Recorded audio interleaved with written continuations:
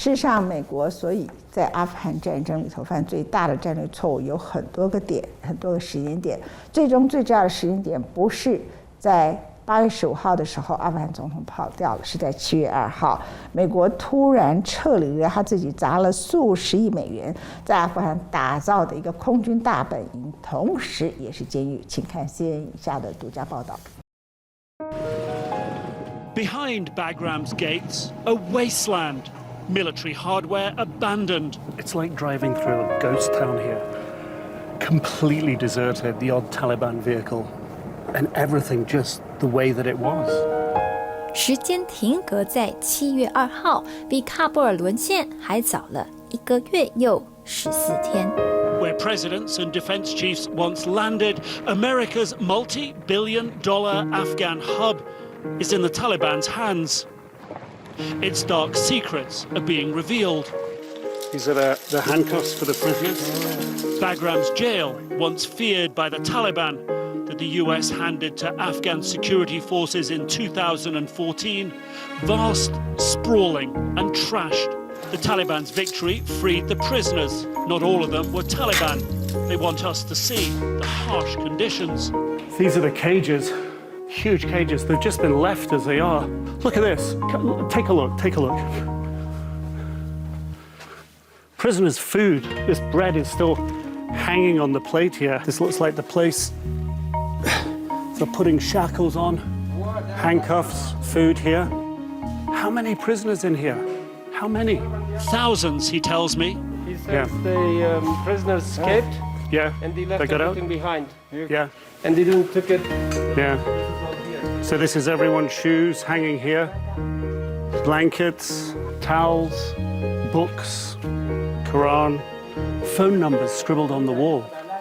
You really get an idea of just how many people were crammed in these cells. One mattress, another one, another one, another one. It looks like at least 30 in each of these wire mesh cells. Look. Conditions in here were so tight, the prisoners are hanging their possessions, and there's not much in this bag, hanging them from these little ropes from the wire cage. And this was it, this piece of mattress, that was their personal space. Some prisoners were locked up here for years, and like Abu Ghraib prison in Iraq, infamous for torture.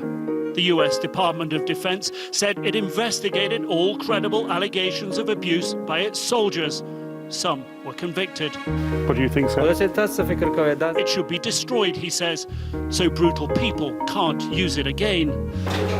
This is a staircase to the platform above the cells. And when you get up here, you get a sense of the sheer scale of this detention facility. How many people must have been in here?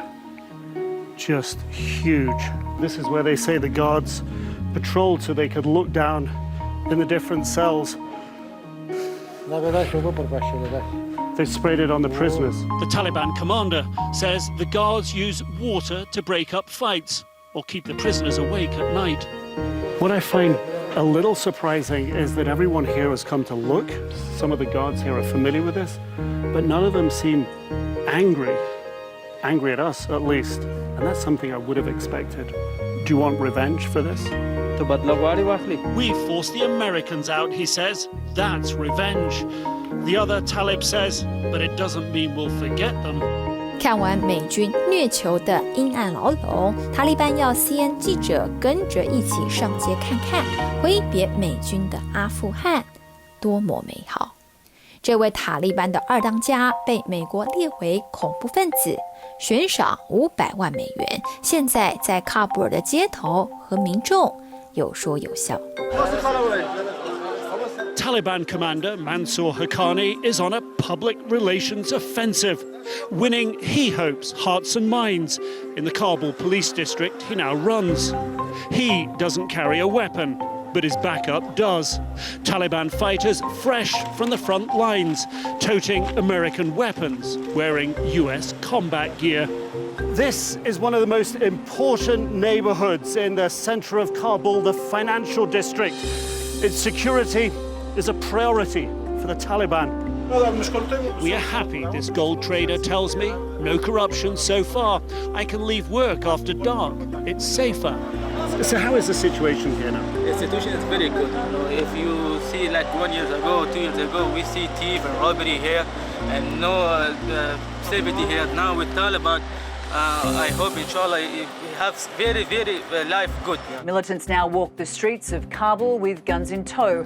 Not many would dare to cross them, but residents are worried about the economy and lack of jobs. The World Health Organization says the healthcare system is facing collapse and is urging the international community to resume financial support, which was cut off when the Taliban took control of the country.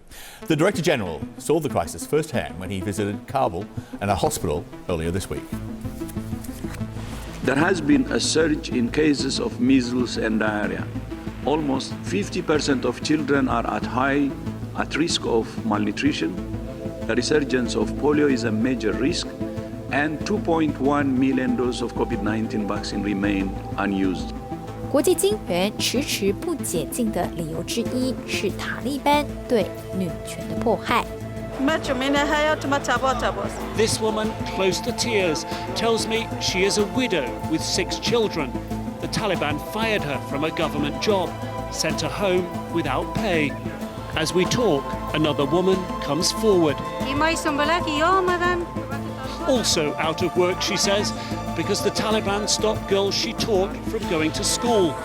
She's been paid for next month, but has no idea what happens after that. 塔利班无意让步。 Those who raise this issue are the ones who don't want peace, unity, and national unity in Afghanistan. They make the excuse of women and the rights of minorities to try to damage the system. If the world thinks that they can put a lot of pressure on us through this matter, that we will accept what they wanted us to accept during the war, this is a very wrong thinking of them. Sustenance is not in the hands of Biden, Europe, Russia, or China. 塔利班一直试图说服人们，他们不是20年前的塔利班。不幸者很不幸。 There are still thousands of frightened families trying to get out of Afghanistan. And the Taliban doesn't want you to see this. Armed men repeatedly tried to stop us filming. This is not the image they want right now.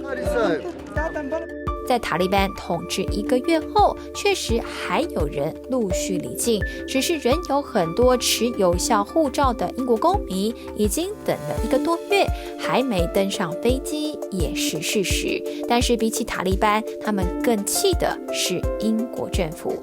Our foreign office, they called me twice in almost a month. Did you think you were going to end up being trapped here? Yeah.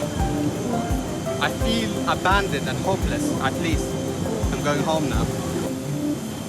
他们已经算是幸运的。当美国媒体已经把焦点转回德州的海地难民危机，以及因澳英美防务协议而起的美法外交风波，谁还记得因为美国仓促撤军而在机场外炸死的上百名阿富汗人呢？美国人或许不记得了。 但是他们记得。